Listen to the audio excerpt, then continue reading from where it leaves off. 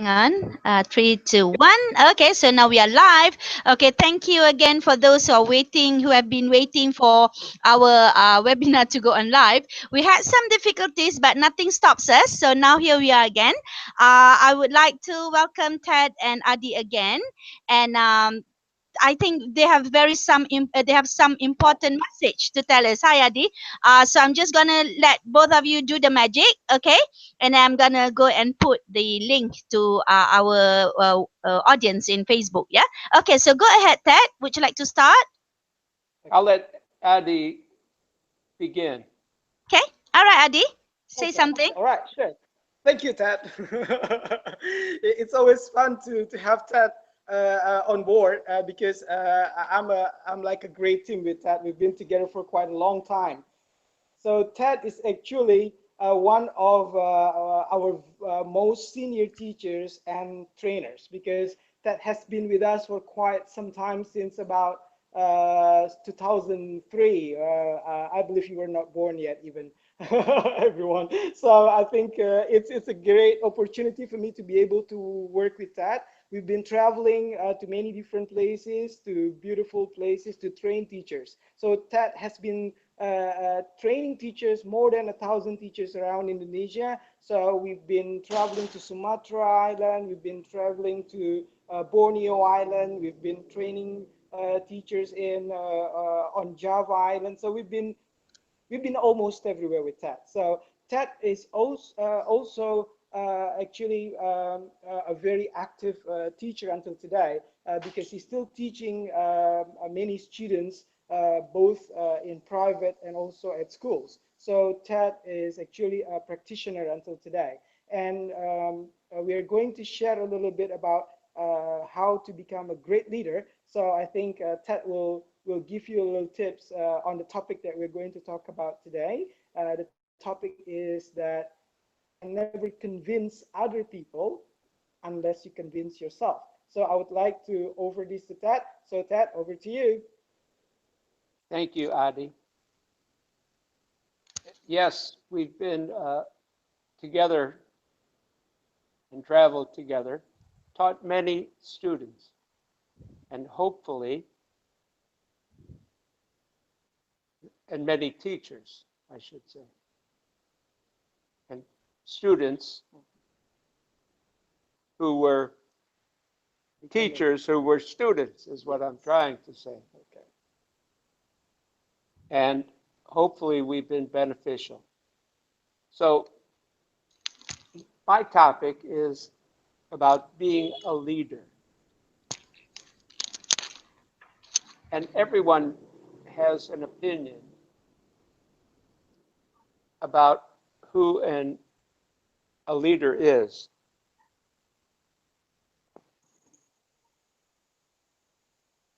So, my viewpoint is you can't be a leader to others unless you convince yourself that you possess the skills to be a leader. In other words, can you do it? Can you lead other people? Can you lead people into battle if you're in the military? Can you get people to follow you if you're a politician? Can you get people to support your positions? And in teaching, especially,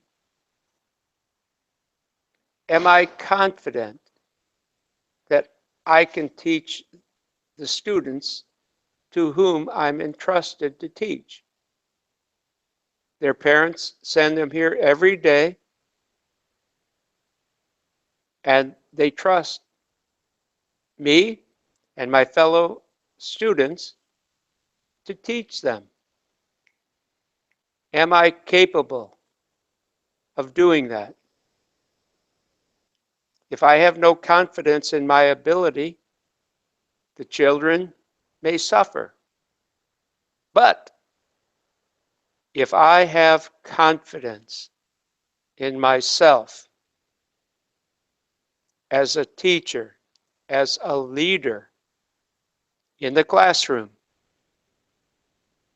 and that's what we are as teachers, we are the leader in that classroom for the 40 minutes, 50 minutes that we're in charge. We are the leaders.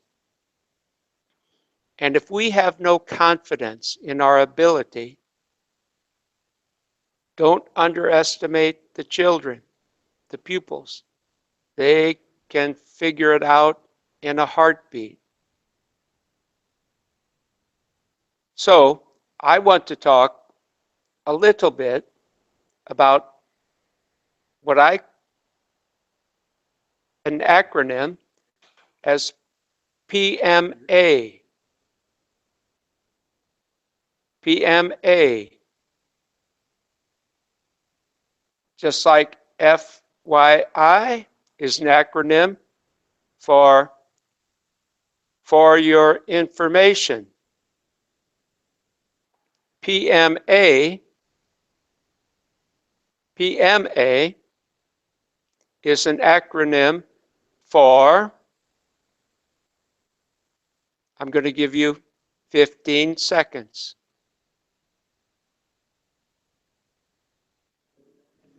The acronym for PMA is what? The meaning of PMA is what? 4, 3, 2, 1. P is for positive. M is for mental. That leaves A. And you all have figured it out by now, I'm sure. Positive mental attitude. I hope you got it. I'm sure most of you got it. Maybe you got it in the beginning. Maybe you got it after one letter, one clue. Maybe after 2 clues. But now you all know it. And positive mental attitude, for me, is very important for a teacher in a classroom. Very important. If the teacher comes into the classroom with a positive mental attitude, we already know the results are going to be positive. I can leave it to you to think about for you teachers, the times you came in and your bank account was low and your husband or your wife was crabby and you had to go in and teach. And the question is, were you a good teacher that day? Or were you I just want to get through the day kind of teacher? And we've all been there. I actually teach, continue to teach. So my focus is on how do we maintain a positive mental attitude and the importance of it. Okay? And that would be to learn to be a leader. You are the leader. You're all leaders, whether you know it or not. Some are, if we have any principals or superintendents, of course you're the leader. Of course the principal is a leader. If you're a department head, you too are a leader.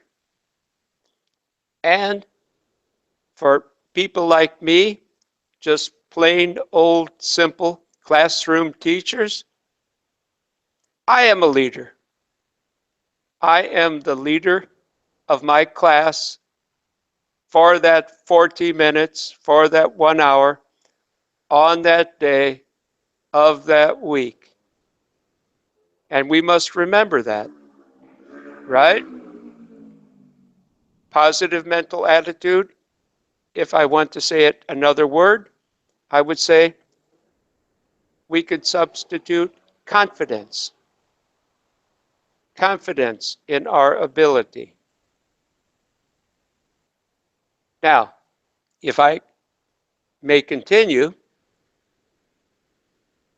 to be confident, we must be prepared.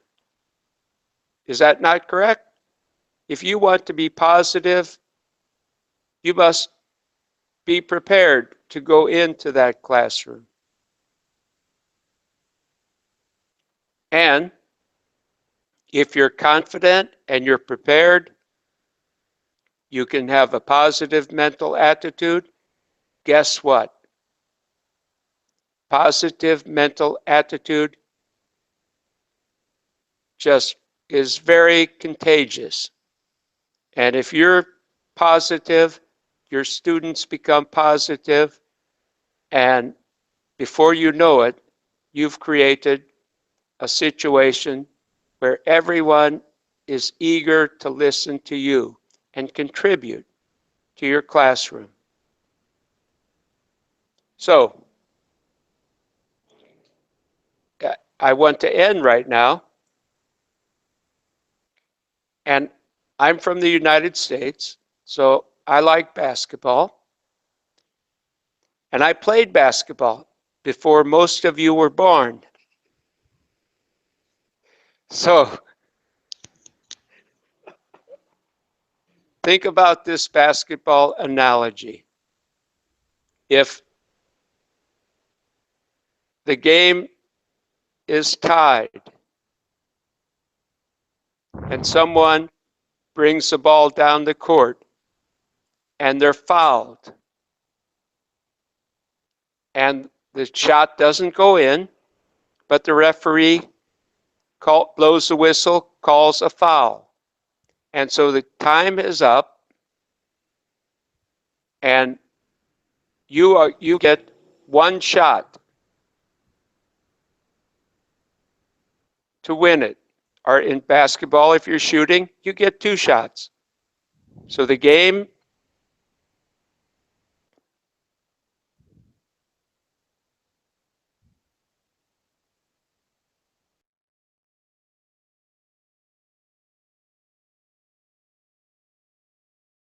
you.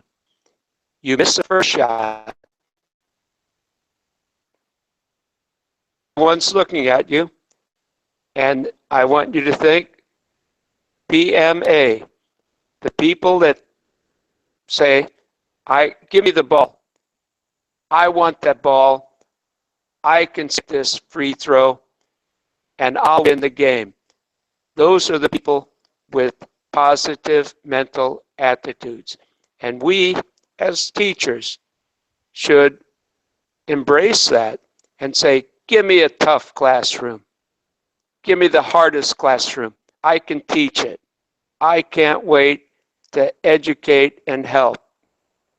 And that's what positive mental attitude for me means. And I think on my hardest day,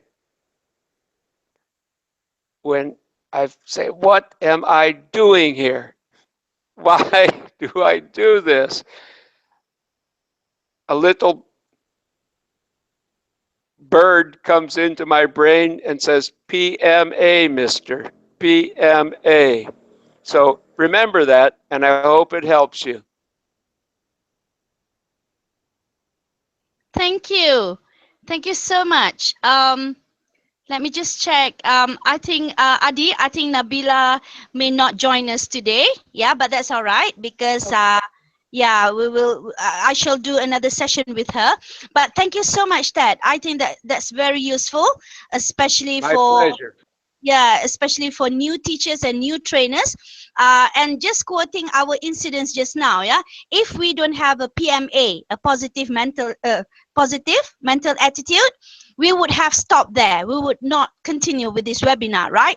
Because we were stuck with the Hangout link. But because we are positive people, so we keep going on saying, this is all right, you know. And I've done this so many times that when things want to go wrong, they simply go wrong. So that's Murphy's Law, yeah? So, And Adi, do you want to say anything? I will allow Tat to continue a little bit, Anita. Yes. Okay, go on. Yep. Yes, Dad? well, what questions do you have for me that I might Um, answer about? yes, I think, okay, from our side, from our audience, it seems that there's no questions so far, unless if I go to Facebook. There might come questions later on when we put this YouTube link on our Facebook, yeah? But, okay, yes, I do have one question for you, Ted. What do we do when we feel overwhelmed with our task? Yeah. So, for example, as a teacher, we were normally given a lot of teaching responsibilities, and then the classrooms are sometimes, you know, how students are nowadays. So, what do we do? How positive can we be with all the current situation? Okay, that's for me. That's very easy one. What? Yes. Have you ever flown on an airplane? Yep. Yes. Yes. And you know the flight attendants before you take off, they come on and give a little speech, Mm. pre-record, not pre-recorded, but it's already predetermined speech, right? Yes. Okay. One of them, one part of that speech says, if you are traveling with an infant, or if there's turbulence, the emergency uh, bags, airbags will come out from above, right? Yep. Are you with me? Yes, I'm with you.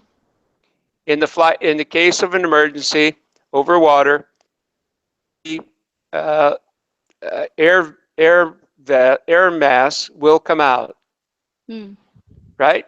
And they Yep. say, if you are traveling with a child, please secure your air mask first before you put your mask on your child. And for me, I interpret that, or I move that over to the concept of that if the teacher is happy, the students will be happy. If the teacher is not happy teaching, the results will be unhappy students. So, teachers, take care of yourself first so that you can take care of your students. Exactly true. I totally agree with you that yes, teachers must have those positive attitude first and believe in what they do, yeah, before they convey that to the students. Okay, Adi, do you have anything to say now? Adi? Okay, it's my turn now. Hello, everyone. So isn't that fun to have this one camera, but for two people at the same time? Because we had trouble with the other device. Okay, so yes, just to support what Ted was saying, and also to bring it back into our topic about uh, you can never convince other people before you convince yourself. In the case that you gave us, what happens if a teacher becomes so overwhelmed with all of the tasks that the teacher has? So that you need to put yourself into a very strong position where you know that you can handle every problem. Because when you decide to become a teacher, the students basically they don't want to understand whether you have a problem or not, because they want to see the best of you when you're standing up in front of the class. So you need to convince yourself first that you can actually take care of the problems of the a lot of tasks that you have to do. You must take care about the administration work, about the lesson planning, about the classroom management, and all that. You need to make sure that you have prepared yourself, and so you can convince yourself that, oh, I can handle my situation and my problem. So that way, then you can basically go into your classroom with a very high level of confidence, so you can convince your students, because that's a very important point.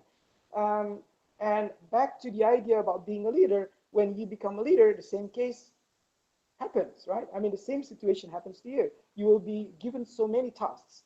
When you become a leader, you will have a lot of responsibilities, a lot of tasks, a lot of what do you call that? Duties that you will take care of, and people will expect you in whatever situations that you might have.